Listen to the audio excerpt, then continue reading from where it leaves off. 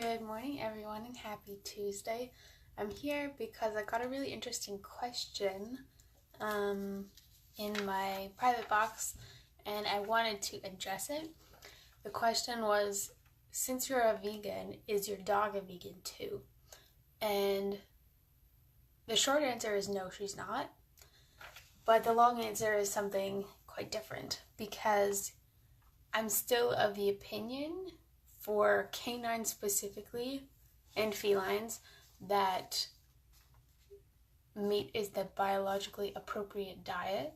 However, there are alternatives coming out, like cell-cultured meat, which is lab-grown meat, so there's no cruelty involved, but I still think they're built to digest meat and all of those things. They can digest vegetables and things, but not in really large quantities, not very well. I have heard stories of people who switch their dog to vegetarian or vegan diets and they're doing just fine. The problem with that is deficiencies in vegan and vegetarian diets don't show up for a long period of time, because the most common thing that they typically miss is vitamin B12, and that builds up in the system. So over the period of months and years, it slowly depletes, and if they're not getting enough, it won't show up for probably a year at least.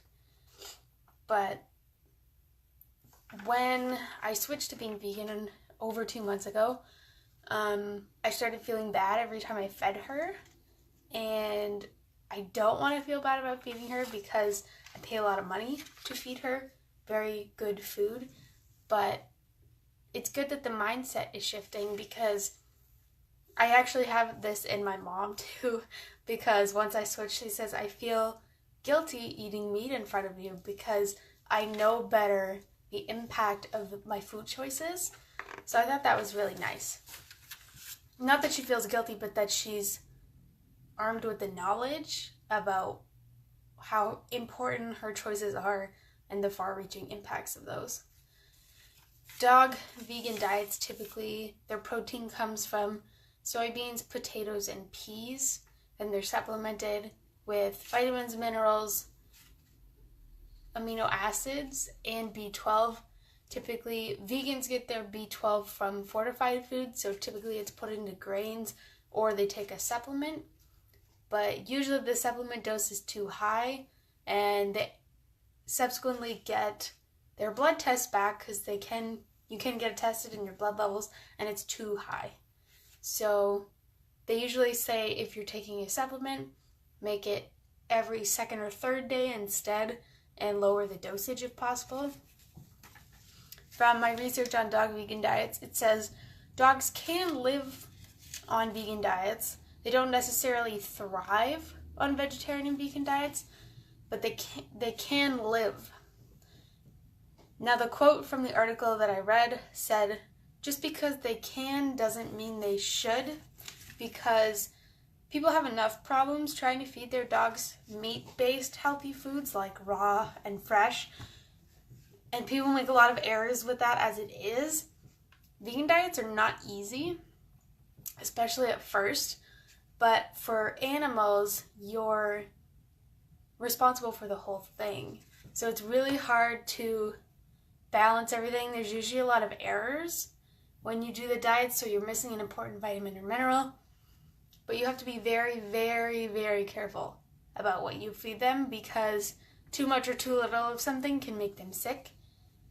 But again, the article concluded with saying that it's not biologically appropriate, so this vet doesn't support it either. Vegetarian for dogs is more realistic, because they still get that the egg protein and the things like that. But again, I feel guilty enough feeding her meat. I'm not a huge fan of eggs as it is. I couldn't eat them before because I used to react to them. So the idea of giving her eggs, not a huge good feeling in me. But I do know that eggshells have a really high concentration of calcium, and a lot of people who raw feed their dogs do add a lot of eggshells or raw eggs on top of it to make sure that they're getting extra protein. What they recommended if you want to try switching your dog, and again, I'm not a vet, do not take my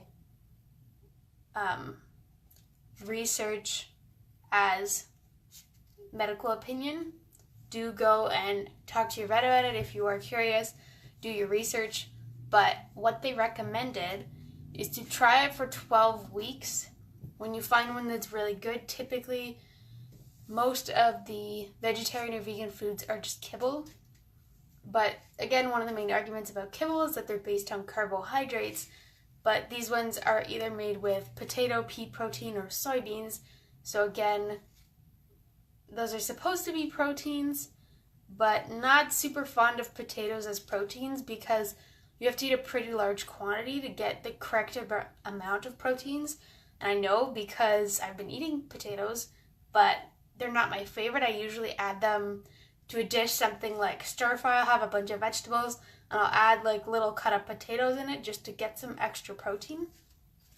But using it as a base protein source doesn't sound like a super efficient idea for getting protein. But again, remember that the deficiencies do take, 8 to 12 months to show up. So if you're going to try it for 12 weeks, it may seem perfectly fine, but maybe in the long term, it doesn't quite work out that way. If you want to try switching, do be sure to transition slowly. Don't just cold turkey cut it. Cold turkeying is pretty difficult because most dogs' digestive systems, they're functioning at the level of whatever you're feeding them right now. So if all of a sudden you transition to something else, it definitely takes, a week or two to adjust, and then you're going to think those results are based on what you're feeding them.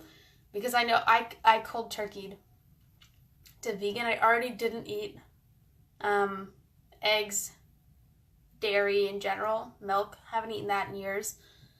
But cheese and meat, I cold turkeyed them. I watched some documentaries one night. I was already on the fence, and that was it. Didn't eat them again.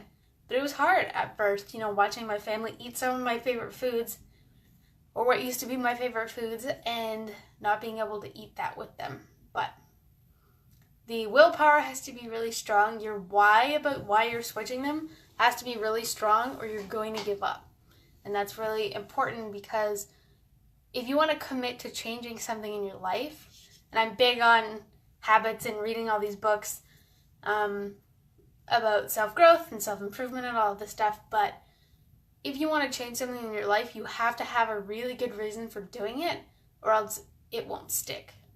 So if you want to change your dog's diet, do talk to your vet. If they're trained in nutrition, a lot of vets, their basis of nutrition is from the vet schools where the kibble companies come in and teach them, and often they don't get any extensive nutritional training.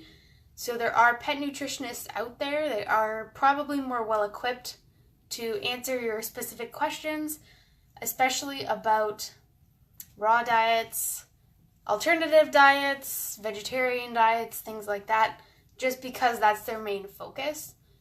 So if you do want that information, don't be afraid to go out and ask, because that's the only way you're going to get the information.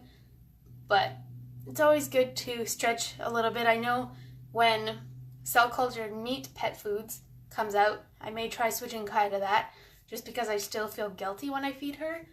But I don't think I'm going to do the vegetarian thing, just because the kibble protein sources they have right now don't sound to a high enough standard for me. Just because I've done holistic nutrition courses for animals and I know what they're supposed to get. And the school that I did it from actually was on the fence about raw, so they didn't have a whole lot of supportive information. They presented the arguments for both sides, but then they said, well, we still like kibble better. So a lot of it is going out and getting your own information. Don't be afraid to ask questions. And that's all I have to say. I hope you are keeping up with this crazy weather, because I can't anymore. It's raining and snowing, and anyway. Have a fabulous rest of your week, and I will see you next week.